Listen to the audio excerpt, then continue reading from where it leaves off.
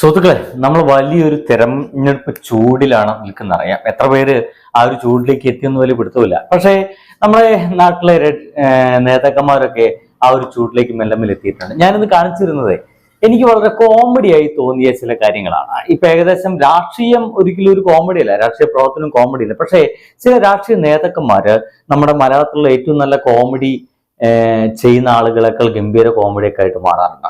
ഒന്നാമത്തത് ഞാൻ സ്ഥിരം പറയുന്ന പോലെ തന്നെ നമ്മുടെ സുരേഷ് ഗോപി ചേട്ടനാണ്. ബി.ജെ.പിയുടെ സ്ഥാനാർത്ഥിയാണ്. തൃശ്ശൂരാണ് അദ്ദേഹം മത്സരിക്കുന്നത്. തൃശ്ശൂര് മത്സരം അദ്ദേഹം വളരെ കോൺഫിഡൻസോട് കൂടിയിട്ട് തൃശ്ശൂരിൽ നമ്മുടെ സുരേഷ് ഗോപി ഇങ്ങനെ മുന്നോട്ട് പോവുകയായിരുന്നു. ജയിച്ചിട്ടില്ലെങ്കിലും ഞാൻ ഈ ഒരു മണ്ഡലത്തിന് വേണ്ടി ഒരുപാട് ചെയ്തിട്ടുണ്ട്, അതുകൊണ്ട് എന്തായാലും തനിക്ക് ഇവിടെ ഒരുപാട് വേഷങ്ങൾ കിട്ടുമെന്നൊക്കെ വിചാരിക്കുന്നത്. അവിടെ സംഭവിച്ചു പോയൊരു പ്രധാനപ്പെട്ട പ്രശ്നം എന്ന് വെച്ച് കഴിഞ്ഞാൽ ഇദ്ദേഹം തന്റെ മണ്ഡലത്തിലുള്ള കുറച്ച് ആളുകൾ ചോദിക്കുന്നുണ്ട്, കഴിഞ്ഞ 5 വർഷത്തെ ഭരണം നിങ്ങൾക്ക് മോശമാണ് എന്ന് തോന്നുകയാണെങ്കിൽ നിങ്ങൾ എനിക്ക് വോട്ട് ചെയ്യണ്ട എന്ന് പറഞ്ഞ ഈ നിങ്ങൾക്ക് കഴിഞ്ഞ 5 വർഷം തൃപ്തിയാണെങ്കിൽ ഒരു കാരണവശാലും എനിക്ക് വോട്ട് തരണ്ട.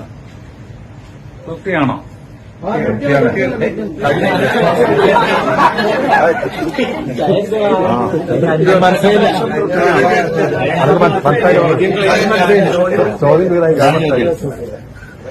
ഇരിക്കുന്ന ജനങ്ങൾ മുഴുവൻ വിചാരിച്ചത് കഴിഞ്ഞ 5 വർഷത്തെ പിണറായി ഗവൺമെന്റിന്റെ ഭരണം മോശമായി തോന്നുകയാണെങ്കിൽ വോട്ട് ചെയ്യേണ്ടതാണ്. എന്നിട്ട് ചോദിക്കുന്നുണ്ട് സുരേഷ് ഗോപി, നിങ്ങൾക്ക് മോശമാണെന്ന് തോന്നിയിട്ടുണ്ടോ? എടുത്ത വഴിക്ക് സുരേഷ് ഗോപി പ്രതീക്ഷിക്കുന്നത് വളരെ മോശമായിരുന്നു, അതുകൊണ്ട് എന്ത് ചെയ്യണം, നിങ്ങളാണ് ഇവിടെ അധികാരത്തിൽ വരേണ്ടത് എന്ന് പറയും എന്നാണ് വിചാരിക്കുന്നത്. പക്ഷേ അവിടെ നിൽക്കുന്ന ആളുകളൊക്കെ ഭയങ്കര സത്യസന്ധരായി പോയി.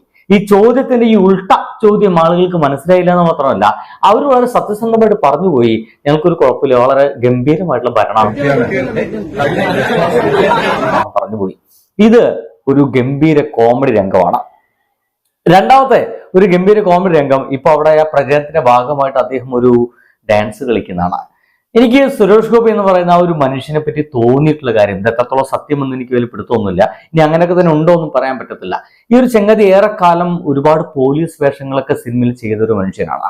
ആ ഒരു പോലീസ് വേഷം അദ്ദേഹത്തിന്റെ ശരീരത്തിൽ നിന്ന് ഇറങ്ങി പോയിട്ടില്ല എന്നൊക്കെ എനിക്ക് പലപ്പോഴും തോന്നിയിട്ടുണ്ട്. കാരണം സ്വാഭാവികമായിട്ടൊരു ഇടപെടലുകളല്ല പോലീസ് ഉദ്യോഗസ്ഥന്മാരായാലും നാട്ടുകാരോടായാലും ആളുകളായാലും ഒപ്പം തന്നെ അനുയാത്ര ചെയ്തുകൊണ്ടിരിക്കുന്ന ആളുകളോടായാലും ഈ ഒരു മനുഷ്യ രീതിയൊക്കെ ഭയങ്കര വ്യത്യസ്തമാണ്. പെരുമാറുന്ന രീതിയിലൊക്കെ വളരെ വ്യത്യസ്തമാണ്. ഇപ്പൊ ആ ഡാൻസ് കളി പോലും നമുക്ക് വളരെ വ്യത്യസ്തമായിട്ടൊക്കെ ചിലപ്പോൾ തോന്നാൻ സാധ്യതയുണ്ട്. ഇതിനേക്കാൾ അപ്പുറം ഏറ്റവും ദ ബെസ്റ്റ് കോമഡി ഒരുപക്ഷെ ഈ ഇലക്ഷനിൽ എന്ന് പറയുന്നത് തൃശ്ശൂരിൽ തന്നെയാണ് സംഭവിച്ചത്. അത് സുരേഷ് ഗോപി ചേട്ടൻ നിന്നല്ല, അത് നമ്മുടെ ടി.എൻ. പ്രതാപ് എന്ന് പറയുന്ന ഒരു കോൺഗ്രസ് നേതാവിൽ നിന്നാണ്. വലിയ മോശമില്ലാത്ത ഒരു നേതാവാണ്.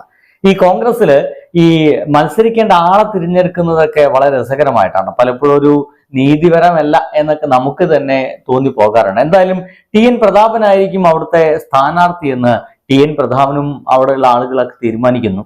അല്ലെങ്കിൽ അവരത് തിരിച്ചറിയുന്ന അതിന്റെ ഭാഗമായിട്ട് പോസ്റ്റ് അടിക്കുന്നു, ചുമരെഴുത്ത് നടത്തുന്നു, പോസ്റ്റ് ഒട്ടിക്കുന്നു. അങ്ങനെ ഗംഭീരമായ പ്രവർത്തനങ്ങൾ നടന്നുകൊണ്ടിരിക്കുകയാണ്. പെട്ടെന്ന് തൃശ്ശൂരിൽ മത്സരിക്കുന്ന ടി.എൻ. പ്രതാപനല്ല മുരളീധരനാണെന്നുള്ള വാർത്ത വെക്കുന്നത്. അതോടുകൂടിയിട്ട് ആകെ തകർന്നുപോയി. സത്യം പറഞ്ഞു കഴിഞ്ഞാല് ഇങ്ങനെ 13,000 അടക്കം എണ്ണത്തിലടക്കം ഈ പോസ്റ്റൊക്കെ അടിച്ച ഈ ടി.എൻ. പ്രതാപൻ ഇനി എന്ത് ചെയ്യും, എങ്ങനെയായിരിക്കും ഈ ഒരു സിറ്റുവേഷൻ ഇവരൊക്കെ ഹാൻഡിൽ ചെയ്യാന്നൊക്കെ വിചാരിച്ചു പോയി. നമ്മൾ ഒരു കാര്യം മനസ്സിലാക്കേണ്ടത്, എന്ത് പ്രശ്നം ഉണ്ടായി കഴിഞ്ഞാൽ പോലും ഈ രാഷ്ട്രീയക്കാരെ ആത്മഹത്യ ചെയ്യാറില്ല. അപാര തൊലിക്കെട്ടിയാണ്. ആ ഒരു തൊലിക്കെട്ടി ടി.എൻ. പ്രതാപൻ ഉണ്ടെന്ന് നമ്മൾ മനസ്സിലാക്കണം. ഈ ചെങ്ങാതി ഒരു പ്രശ്നമില്ലാതെ പുറത്തേക്ക് ഇറങ്ങി തന്റെ പോസ്റ്റുകളൊക്കെ ചിന്തിക്കളയാനും എഴുതിയ ഭാഗത്തൊക്കെ മായ്ക്കാനൊക്കെ തുടങ്ങി. എന്നിട്ട് മുരളീധരന് വേണ്ടിയിട്ട് ചുമരെഴുത്ത് തുടങ്ങി എന്നുള്ളതാണ്. ഒരുപക്ഷെ അത് രാഷ്ട്രീയപരമായിരിക്കാം, എനിക്ക് പ്രശ്നമൊന്നുമില്ല, ഞാൻ ഈ കോൺഗ്രസിന്റെ തീരുമാനങ്ങൾ ഏറ്റെടുക്കുന്നു എന്ന് അദ്ദേഹം കാണിച്ചു കൊടുക്കുന്നതായിരിക്കാം, ഒരു എക്സാമ്പിൾ ആയിട്ട് കാണിച്ചു കൊടുക്കുന്നതായിരിക്കും. പക്ഷേ ഏറ്റവും ബെസ്റ്റ് കോമഡി എന്ന് ഞാൻ പറയാൻ കാരണം, കഴിഞ്ഞ ദിവസം തൃശ്ശൂർ വഴി നമ്മുടെ മുരളീധരൻ ഓരോ തുറന്ന ജീപ്പിൽ അങ്ങനെ സഞ്ചരിച്ചുകൊണ്ടിരിക്കുന്ന സമയത്ത് സംഭവിക്കുന്ന കാര്യങ്ങൾ എന്താ വെച്ച് കഴിഞ്ഞാൽ ടി.എൻ. പ്രതാപൻ തൊട്ടടുത്തുന്നുണ്ട്. അപ്പൊ ടി.എൻ. പ്രതാപിന് പ്രശ്നങ്ങളൊന്നും ഇല്ല എന്ന് പൊതുജനങ്ങൾ മനസ്സിലാക്കണം.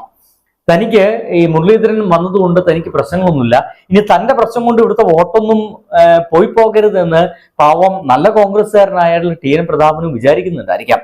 അതിന്റെ ഭാഗമായിട്ടായിരിക്കാം പിന്നെ അവിടെ നടന്ന ഗംഭീര കോമഡി രംഗങ്ങളായിരുന്നു. കാരണം ഈ ചെങ്ങാതി തന്റെ കയ്യിലുള്ള ആ ഒരു മൂവർണ ആ ഒരു തുണി കൊണ്ട് ഇങ്ങനെ വീശി കൊടുക്കുന്നുണ്ട്, ഇടയ്ക്ക് കൊടുക്കുന്നുണ്ട്, വേർപ്പൊക്കെ കൊടുക്കുന്നുണ്ട്, ഒപ്പിക്കൊടുത്ത് ശരിയായിട്ടില്ലേ എന്നൊക്കെ ഇടയ്ക്കിടയ്ക്ക് ഇങ്ങനെ പരിശോധിക്കുന്നുണ്ട്. അതും പോരാഞ്ഞ് ആളുകൾക്ക് വേണ്ടിയിട്ട് ആ ഒരു മനുഷ്യനെ കെട്ടിപ്പിടിച്ച് ചുംബനം നൽകുന്നുണ്ട്. ഇത് കണ്ടു കഴിഞ്ഞപ്പോൾ ഇതുപോലത്തെ ഒരു നാടകങ്ങൾ നമ്മൾ വേറെ എവിടെയും കാണത്തില്ലല്ലോ എന്ന് തോന്നിപ്പോയി. അതിഗംഭീര കോമഡി നാടകങ്ങൾ ഇപ്പൊ രാഷ്ട്രീയത്തിൽ ഇങ്ങനെ ഇടപെട്ടുകൊണ്ടിരിക്കുന്നുണ്ട്. ഒരെണ്ണം കൂടി ഉണ്ട് കേട്ടോ. സാധാരണയായിട്ട് നമ്മുടെ ഈ ഇലക്ഷന്റെ ഭാഗമായിട്ട് ഈ നേതാക്കന്മാരൊക്കെ ഈ നാട്ടിലേക്കൊക്കെ ഇങ്ങനെ ഇറങ്ങുന്ന സമയത്ത് ചെറിയ കുട്ടികളെ കണ്ടു കഴിഞ്ഞൊന്ന് കൊഞ്ചിക്കും, കുട്ടികളെ ചിലപ്പോൾ ഒന്ന് എടുക്കാൻ ശ്രമിക്കും. ചിലപ്പോൾ ആ കുട്ടികൾ വളരെ സന്തോഷത്തോടെ അങ്ങ് ചെല്ലും, ഈ ഒരു ബഹളത്തിനിടയ്ക്ക് ഭയങ്കര സന്തോഷം ചെല്ലും. പക്ഷേ നമ്മുടെ സുരേഷ് ഗോപി ചേട്ടൻ അങ്ങനെ ഒരു കുട്ടി എടുക്കാൻ ചെന്ന് കഴിഞ്ഞപ്പോൾ കുട്ടി ഒരു രക്ഷയില്ലായിരുന്നു, കുട്ടി തള്ളി മാറ്റുന്നു. ഒരുപാട് എടുക്കാൻ ശ്രമിച്ചു, പക്ഷെ പരാജയപ്പെട്ടു പോയി. വളരെ സ്നേഹത്തോടെ തന്നെ ചെയ്ത പ്രവൃത്തിയായിരിക്കും. പക്ഷേ ഇത്തരം സീനുകളൊക്കെ നമ്മൾ പല സിനിമകളിലും കണ്ടിട്ടുണ്ട്. പഴയ കുറെ സിനിമകളൊക്കെ കണ്ടിട്ടുള്ളതുകൊണ്ട് ആ സിനിമകളൊക്കെ നമ്മുടെ മനസ്സിലേക്ക് ഇങ്ങനെ തള്ളിക്കയറി വരും. അപ്പൊ നമുക്ക് ഇതൊക്കെ ഒരു തമാശയായിട്ടൊക്കെ ചിലപ്പോൾ ഇടയ്ക്ക് തോന്നുകയും ചെയ്യും. എന്തായാലും ഇനിയും ഇലക്ഷൻ ആയിട്ടില്ല, നമ്മുടെ വോട്ടെടുപ്പ് ആയിട്ടില്ല, ഇനിയും ദിവസങ്ങൾ ഏറെയുണ്ട്. ഇനി ഇതുപോലത്തെ ഒരുപാട് കോമഡികൾ നമ്മുടെ രാഷ്ട്രീയത്തിൽ നടന്ന് അല്ലെങ്കിൽ ഇനിയും നടക്കാനുള്ള ഒരുപാട് സാധ്യതകളുണ്ട്. അത്തരം കോമഡി ആയിട്ട് കഴിയുമെങ്കിൽ ഞാൻ നിങ്ങളുടെ മുമ്പിലേക്ക് വീണ്ടും എത്താൻ ശ്രമിക്കാം. ബൈ.